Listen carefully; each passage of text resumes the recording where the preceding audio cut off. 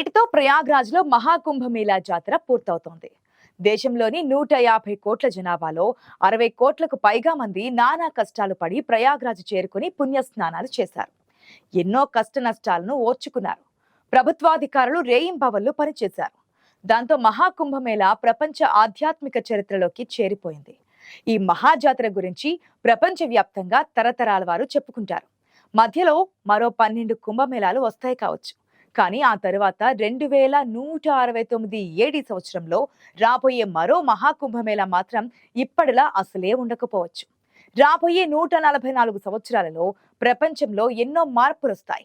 ఆ మార్పులను గురించి ఆర్టిఫిషియల్ ఇంటెలిజెన్స్ కు టెక్స్ట్ రూపంలో ఇస్తే దానిని వీడియోగా మార్చి చూపించింది. అప్పుడు రాబోయే మార్పులు, టెక్నాలజీలు, అభివృద్ధి అన్నీ కలబోసుకొని తయారు చేసిన వీడియో అద్భుతంగా ఉంటుంది. అదేంటో ఈ రోజు టిండెత్లో చూసేద్దాం. ఆ వీడియోను తెలుగులో నెరేట్ చేసే ప్రయత్నం చేద్దాం.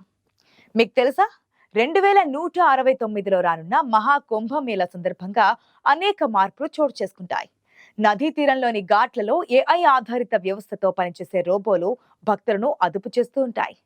ఆకాశంలో విహరిస్తూ వచ్చే ఫ్లయింగ్ కార్లు, ఫ్లయింగ్ ప్యాడ్స్ నేరుగా నదీ తీరంలో ఏర్పాటు చేసిన మల్టీ లెవెల్ పార్కింగ్ సిస్టంలో ల్యాండ్ చేసి నేరుగా నీటి వద్దకు తీసుకుపోతుంటాయి. జనానికి నడిచే పని లేకుండా ఎస్కలేటింగ్ ప్లాట్ఫామ్లు వేగంగా పనిచేస్తుంటాయి. ఎక్కడికక్కడ నీటిని శుభ్రం చేసే అత్యాధునిక డ్రోన్లు నిర్విరామంగా పనిచేస్తూ నీటి pH ను కంట్రోల్ చేస్తుంటాయి. సంగమ క్షేత్రానికి పడవల్లో కాకుండా ఒక గాజు ట్యూబ్ లో ప్రయాణిస్తూ అక్కడ 3 నదులు కలిసే ప్రాంతాన్ని ప్రత్యక్షంగా చూసే పరిస్థితి ఉంటుంది. అంతటా టెక్నాలజీలే పనిచేస్తుంటాయి.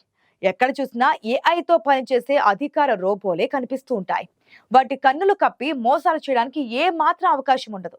ఎక్కడా చిన్న అవాంతరం ఏర్పడినా వెంటనే అక్కడ వాలిపోయే రోబోలు పరిస్థితులను చక్కదిద్దుతూ ఉంటాయి. అప్పటికి టెక్నాలజీ పరంగా ప్రపంచంలో ఎంత అభివృద్ధి జరిగినా మహాకుంభమేళాకు సంబంధించిన సంస్కృతి సంప్రదాయాలు మాత్రం సనాతన ధర్మాన్ని ప్రతిబింబిస్తూ ఉంటాయి. వాటిలో ఏ మాత్రం మార్పులు ఉండవు. నాగాలు వారి శరీరాలకు భస్మం పూసుకొని కనిపిస్తూ ఉంటారు. కాకపోతే వారి చుట్టూ ఉన్న వాతావరణాన్ని కంట్రోల్ చేసే అత్యాధునిక పరికరాలు కంకణాలుగా కనిపిస్తాయి. వారి ప్రవర్తనలో ఏ మార్పులు ఉండకపోవచ్చు. కాకపోతే ఒకటి, మనం ఎవ్వరం కూడా ఆ కాలానికి ఉండబోవడం లేదు. అప్పుడు ఉండేవారంతా బీటా జనరేషన్, అంతకన్నా అడ్వాన్స్డ్ జనరేషన్స్ మనుషులు మాత్రమే ఉంటారు. వారందరూ చాలా ఇంటెలిజెంట్ గా ఉంటుంటారు. మన ఇప్పటి కాలం గురించి చరిత్ర పుస్తకాలలో చదువుకొని ఆశ్చర్యపోతూ ఉంటారు. అప్పటి మహాకుంభమేళా సమయంలో ఇప్పటిలాగా నాగ సాధువులు, సంతులు వేలాదిగా ఊరేగింపుగా ఫ్లయింగ్ ప్యాడ్స్ లో ప్రయాణిస్తూ వస్తారు. విభూతి ధారణ, త్రిశూలాలలో మాత్రం మార్పులు ఉండకపోవచ్చు. భక్తి విషయంలో అప్పుడు కూడా జనంలో ఏ మార్పు ఉండదు. అందరూ శివారాధనలో మునిగి తేలుతూ త్రివేణి సంగమ క్షేత్రంలో పుణ్య స్నానాలు చేసేందుకు వస్తూ ఉంటారు. ఈ విషయంలో మాత్రం ఏ మార్పు ఉండదు. కాకపోతే అక్కడ నీరు అప్పటికి చాలా స్వచ్ఛంగా ఉంటుంది.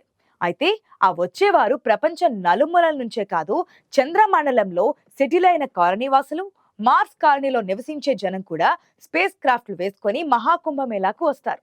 అయితే అక్కడ జన్మించిన వారికి భూమిపై వాతావరణం సరిపడదు కాబట్టి ప్రత్యేక స్పేస్ సూట్స్ ధరించి వస్తారు. గంగా నది వద్ద హారతి ఇచ్చే సంప్రదాయం కూడా మారకపోవచ్చు. కాకపోతే అందుకోసం వారు సాంప్రదాయక దీపాలు కాకుండా ప్లాస్మా ఇంధనం ఉపయోగించిన దీపాలతో హారతి ఇవ్వవచ్చు. అవి గాలికి ఆరిపోకుండా ఉంటాయి, ఇంధనం అయిపోకుండా ఉంటాయి. ఎక్కడికక్కడ గాలిలో వెలిగిపోయి హాలోనిక్స్ తెరలపై ఎటువైపు వెళ్లాలో సూచించే గుర్తులు, వివరాలు ప్రత్యక్షమవుతూ ఉంటాయి. వాటి ద్వారా భక్తులు తమకు కేటాయించిన ప్లాట్ఫామ్పై కదులుతూ ప్రయాణిస్తూ ఉంటారు. ఎక్కడ చూసినా శుభ్రమైన వాతావరణంతో, మెరిసిపోయే దేవుళ్ల విగ్రహాలతో కనువిందు చేసే వాతావరణం కనిపిస్తూ ఉంటుంది. పూజారుల స్థానంలో స్వల్ప మార్పులు జరగవచ్చు. వారి స్థానంలో పూజారి రోబోలు ఉండే అవకాశం ఉంటుంది.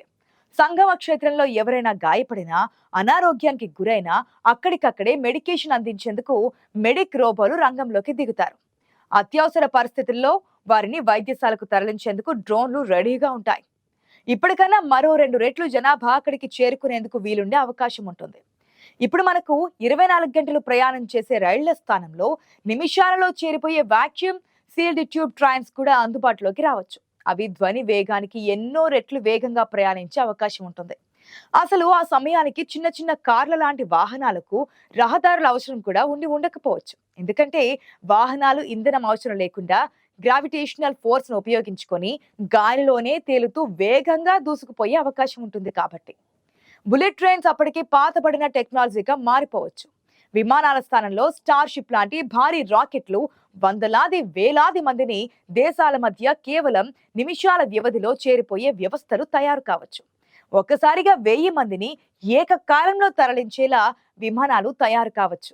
అవి చాలా సురక్షితంగా మహాకుంభమేళా జరిగే ప్రదేశానికి చేర్చవచ్చు. తిరిగి అక్కడ నుంచి ఎయిర్ ప్యాడ్ ఆటో లాంటి వాటిలో సంగమ క్షేత్రానికి తీసుకుపోయే అవకాశం ఉండొచ్చు. సెక్యూరిటీ విషయంలో ఏ మాత్రం కాంప్రమైజ్ కాని వ్యవస్థ అప్పటికి రూపుదిద్దుకొని ఉండొచ్చు. దాంతో నేరాల శాతం జీరోకి చేరే అవకాశం ఉండొచ్చు. అప్పటికి ఎలన్ మస్క్ లాంటి మేధావులు పాతబడిపోయి ఇప్పుడు మనం ఐన్స్టీన్, న్యూటన్లను తలుచుకున్నట్లుగా తలుచుకోవచ్చు. అప్పటికి మస్క్ కనిపెట్టిన న్యూరాలింకుల సాయంతో ప్రతి మనిషి చిన్నదో పెద్దదో ఏదో ఒక చిప్పు తలలో అమర్చుకొని కనిపిస్తారు కావచ్చు. వారు ఉన్న చోటే ప్రపంచం మొత్తాన్ని ఎప్పటికప్పుడు పర్యవేక్షిస్తూ ఉండొచ్చు. ఒక్కసారిగా వేలాది టెరాబైట్ల సమాచారం కోట్లాది మందితో పంచుకునే అవకాశం ఉండొచ్చు. అప్పటికి సెల్ ఫోన్ వ్యవస్థ అంతర్ధానమై మనసులో అనుకుంటే చాలు కోరుకున్న మనిషి మనసుకు సమాచారం పంపించే అవకాశం రావచ్చు. మహాకుంభమేళా 2169లో జరుగుతున్న ప్రతి కార్యక్రమాన్ని వారు ప్రపంచంతో మనసుల ద్వారా పంచుకునే అవకాశం రావచ్చు. అప్పటికి ఇంటర్నెట్ పాతబడిపోయి క్వాంటమ్ మరో అత్యాధునిక వ్యవస్థ అందుబాటులోకి రావచ్చు. అయితే అప్పటికి మరింత మంది ఎలన్ మస్క్లు పుట్టుకు రావచ్చు కూడా. వారి ద్వారా విశ్వాంతరాలలో గ్రహాంతర వాసులతో పరిచయం కావచ్చు. వారు మన భూమిని సందర్శించే క్రమంలో మహాకుంభమేళాను విజిట్ చేయవచ్చు కూడా. అప్పటికి మన ఊహకు కూడా అందని అనేక మార్పులు రావచ్చు. జనంలో ఎన్ని మార్పులు వచ్చినా సనాతన ధర్మంలో మాత్రం మార్పులు రాకపోవచ్చు. ఎందుకంటే ఇప్పుడు జరుగుతున్న మహాకుంభమేళా సైతం ఎన్నో వందల సంవత్సరాలుగా జరుగుతున్నట్లుగా పురాణాలు చెబుతూ ఉన్నాయి. మరెంతకాలం నుంచైనా జరుగుతూ ఉండే అవకాశం కూడా లేకపోలేదు. రేపో మాపో 144 సంవత్సరాలలో మన సంస్కృతి సంప్రదాయాలు కూడా మార్పు చెందే అవకాశం ఉండకపోవచ్చు.